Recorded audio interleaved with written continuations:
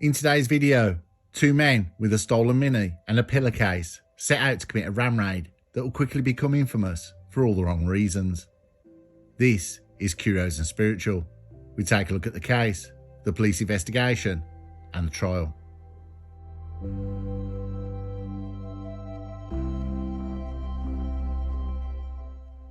If there's one thing British criminals never seem to grasp, it's that the word plan implies more than 5 minutes thought. On the morning of the 29th of January 2025, two men, Matthew White and Benjamin Brazil, decided to rewrite that principle by robbing a jeweller's with no getaway car. Instead of having the car ready, they'll just nick one 5 minutes before, a shiny red Mini. It began in Alston, Surrey. The Mini belonged to a woman who had the misfortune of parking near the opportunists, became the day's sacrificial lamb. White and Brazil approached the car, opened the back doors, and according to police accounts, ordered the occupants out. One witness later recalled they didn't shout. They just said get out, like they were asking for the time. The victims complied wisely and watched as their car disappeared down the road, now in the hands of men whose decision making could charitably be described as optimistic. The next scene was at West Byfleet, the target Brooklands Jewellers, a family-run shop that survived recessions and lockdowns. What it hadn't survived until that day was a Mini Cooper being reversed into it repeatedly. Eyewitnesses described the spectacle as like something off the telly, mate. The red Mini ran the shop front over and over until the glass shattered and gave way. Alarms were going off, passers-by scattered. One of the men, later identified as White, would reach through the shattered display like a desperate bargain hunter on Boxing Day. Inside, watches and necklaces vanished into a waiting pillowcase, a domestic touch that somehow made the whole thing even more absurd. By the time the police arrived, the Mini had screeched away, its rear lights disappearing down Station Road. It would turn up soon enough abandoned, engine still ticking, in nearby Newhall. The thieves, apparently convinced that Surrey offered limitless hiding places, had fled on foot. What they didn't know, and what they couldn't have known, was that they were about to be undone by two dogs with better instincts than both of them combined. Police dog Vinny, a German shepherd with an impeccable nose for panic and robbing gits, picked up the scent from the Mini and led officers through Pinewood allotments. After a few tense minutes, he stopped beside a shed. Inside, crouched among garden tools and old compost bags, were White and Brazil. The officer called, "Come out, lads, you're not fooling anyone." From within came a muttered "sure," followed by the kind of silence that always precedes surrender. A second dog, police dog Oakley, later found the pillowcase half buried under a hedge, stuffed with jewellery and watches, glittering with incrimination. It was over, not glamorous, not cinematic, just two men who wrecked a Mini in a shop and a pillowcase full of evidence.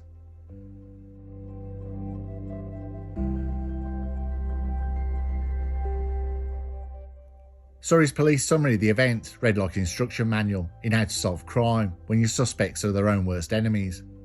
Within hours, the evidence pile had become substantial. A stolen vehicle registered to a local resident, witnesses who'd seen the red Mini reverse into the shop, two suspects located by police dogs, and stolen goods recovered in a pillowcase, meters from where those suspects were hiding. The officers involved didn't have to be geniuses. They simply had to show up and follow the trail. Still, the operation involved an impressive cross-section of the force: traffic, armed response, canine units, detectives, and local officers. The investigating officer, DC Kerry Plum, later told reporters White and Brazil were career criminals who showed no regard for the damage and distress they caused.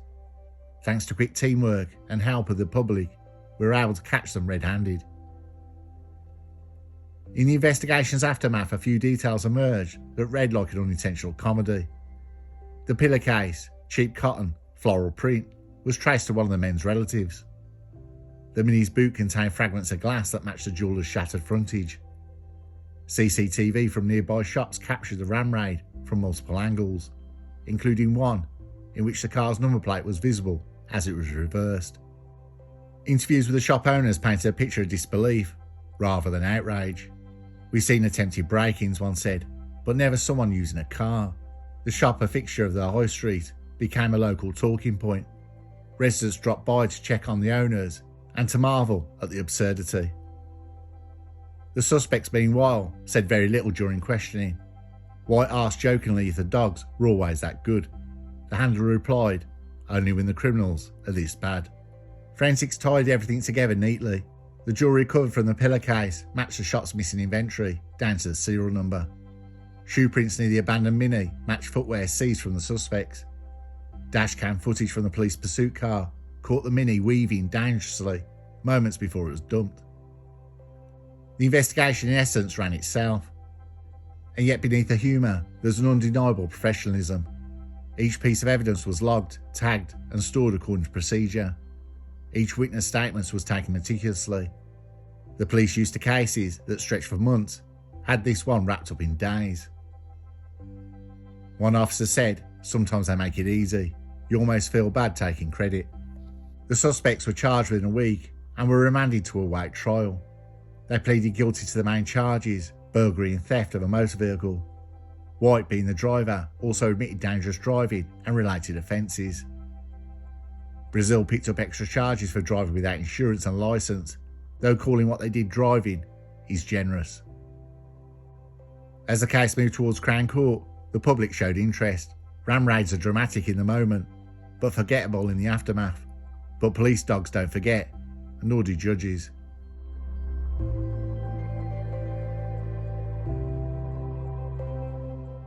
At Kingston Crown Court in October 2025, White and Brazil stood in the dock. They entered guilty pleas, sparing everyone the tedium of a trial. With the outline, the facts, asked one pointed question. You reversed into a jeweller's window in a stolen car. What on earth did you think would happen? Brazil shrugged. I didn't think we'd get caught. Sentencing was brisk. White received 4 years and 8 months, plus a 3-year driving ban to begin upon his release. Brazil received 4 years and 2 months, with an 18-month ban. The judge described their crime as dangerous, brazen, and profoundly stupid.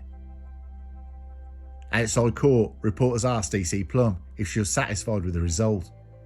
Absolutely, she said. The public were quick to help, and our dogs did what they did best.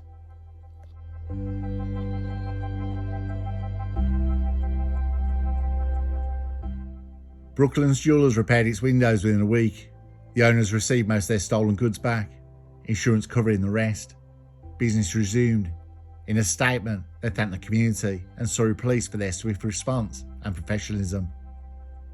White and Brazil began serving their sentences.